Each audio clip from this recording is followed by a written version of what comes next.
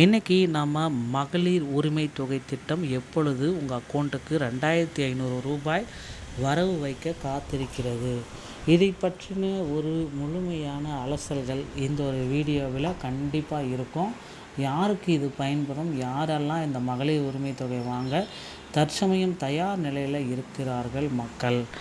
மகளிர் உரிமை தொகை திட்டத்தின் கீழ் எதிர்பார்ப்புகளும் கள நிலவரங்களும் அரசின் அடுத்த கட்ட நடவடிக்கைக்கு ஒரு முழுமையான பகுப்பாய்வை கொடுக்க போகுதுங்க.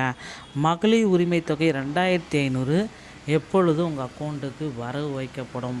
இதுதான் எல்லாருமே இப்போ கேட்குற கேள்வி. தமிழகத்தில் மகளிர் உரிமை தொகை திட்டத்தில் கீழே கொண்டு வரப்பட்டுள்ள முக்கிய மாற்றங்கள் மற்றும் நிதி நிலை ஒதுக்கீடு குறித்து இந்த ஆதாரமானது விளக்கும்.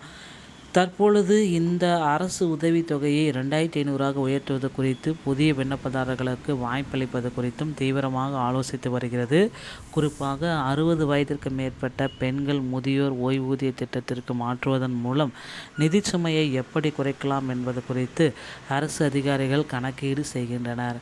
முதலமைச்சர் தலைமையில் நடைபெறவுள்ள ஆலோசனை கூட்டத்திற்கு பிறகே இது உயர்த்தப்பட்ட தொகை எப்பொழுது வழங்கப்படும் என்பது குறித்த அதிகாரப்பூர்வ அறிவிப்பு வெளியாகும் என எதிர்பார்க்கப்படுகிறது.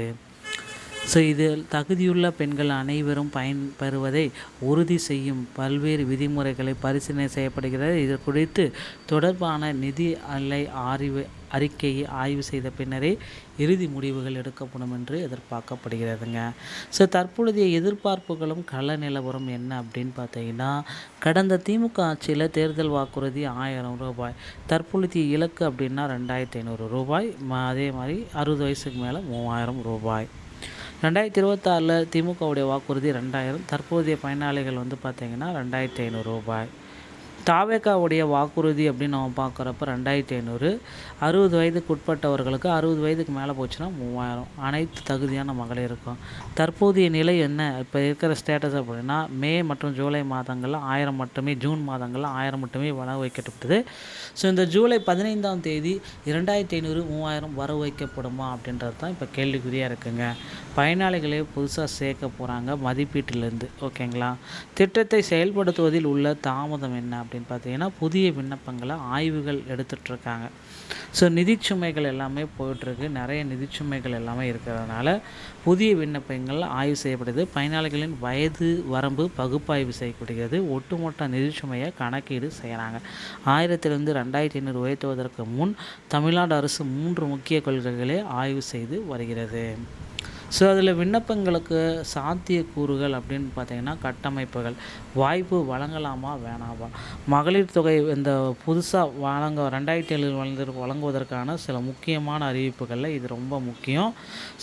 ஏன் இதன் மூலம் நிதி மாற்றங்களை கணக்கிட்டு அரசின் நிதிச்சுமையை சமன் செய்ய திட்டமிடுகிறது? 60 வயதுக்கு மேற்பட்டவர்கள் எத்தனை பேர், 60 வயதுக்கு உட்பட்டவர்கள் எத்தனை பேர், ஓகேங்களா. இந்த மாதிரி ஒரு டேட்டாபேஸ் எடுக்கிறாங்க. 2500, 3000 உரிமை தொகை திட்டத்தில் தொடர்புடையவர்கள். புதியதாக விண்ணப்பிக்க போர்ட்டலை திறக்க வேண்டுமா என ஆரம்ப கட்ட பரிசீலனை. எத்தனை லட்சம் விண்ணப்பங்கள், வாய்ப்பு வழங்கப்பட்டால் புதிதாக குவியும் விண்ணப்பங்களின் எண்ணிக்கையை கணித்தல்.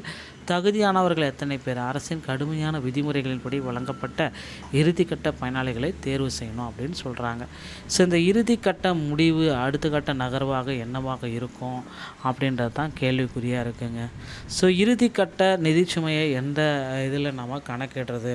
தரவு மற்றும் நிதி மதிப்பீடுகள், பயனாளிகளின் பிரிப்பு மற்றும் புதிய வரவு செலவு கணக்கீடுகள் முழுமையாக பரிசீலனை செய்யப்படும். உயர்மட்ட குழு ஆலோசனை. முதலமைச்சர் விஜய் மற்றும் அமைச்சர்கள், அரசு துறை அதிகாரிகளுடன் தீவிர ஆலோசனை கூட்டம் நடைபெறும். பட்ஜெட்டுக்கு முந்தைய முடிவு வரலாம். வரவிருக்கும் மாநில பட்ஜெட் தாக்கத்திற்கு முன்பாக நிதி நிலையை ஆராய்ந்து திட்டத்தை உடனடியாக செயல்படுத்தலாமா அல்லது தள்ளி வைக்கலாமா என்ற இறுதி முடிவு எடுக்கப்படும். அதிகாரப்பூர்வ அறிவிப்பு ஜிஓ பாஸ் பண்ணுவாங்க. இறுதியாக 2500, 3000 எப்பொழுது முதல் வழங்கப்படும் என்ற அதிகாரப்பூர்வ தேதி வழங்கப்படும். அரசின் நிதிச்சுமையை கணக்கிடப்பட்டு மாதம் மற்றும் ஆண்டுக்கு எவ்வளவு செலவாகும் என்பதை துல்லியமாக பதிப்பிட்ட பின்னரே இந்த திட்டத்தை செயல்படுத்துவோம் அப்படின்ட்டு நமக்கு குறிப்பிட்டிருக்காங்க. நண்பர்களே, மகளிர் உரிமை தொகை திட்டம் இன்னும் ஒரு சில தினங்களில் உங்களுக்கு 2500 கிடைக்கிறதுக்கு வாய்ப்புகள் அதிகம். பொறுத்திருந்து நம்ம பார்க்கலாம். இந்த மாதிரி தகவலை நீங்கள் தெரிஞ்சுக்க நீங்கள் நம்முடைய சேனலோடு இணைந்திருங்கள். நன்றி, வணக்கம்.